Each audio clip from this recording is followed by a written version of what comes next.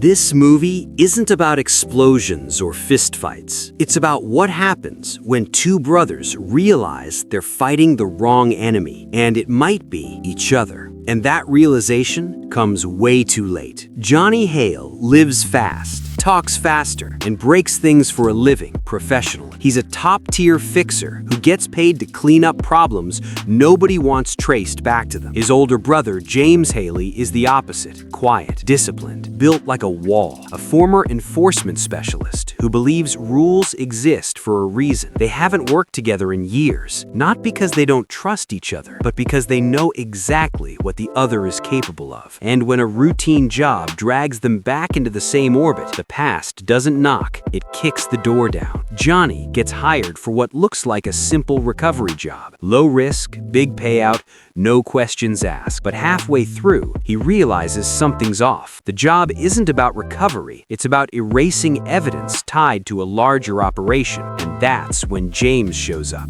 Not as backup, not as family, but as someone sent to stop the job entirely. Their reunion isn't emotional, it's tactical. Two men sizing each other up, pretending nothing's wrong. This is the first theme of the movie. Avoiding conflict doesn't resolve it, it just delays the damage. They agree to work together temporarily, each convinced they're the one in control. But control is already slipping. As they dig deeper, they uncover a crime network built on manipulation, not muscle. Contracts layered inside contracts. People hired to betray people who hired. Johnny's instinct is chaos. Hit first, improvise later. James believes in precision. Observe, plan, execute. At first, the contrast is funny. Johnny improvises solutions that shouldn't work, but somehow do. James cleans up after him with surgical efficiency. But the humor fades when collateral damage starts stacking up. Each bad decision forces another one. And this is where the movie quietly changes, because now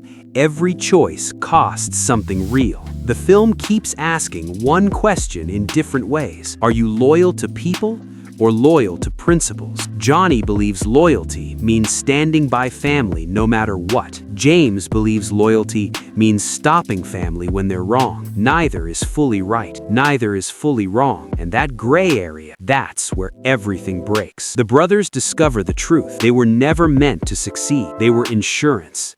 If things went bad, they'd be blamed.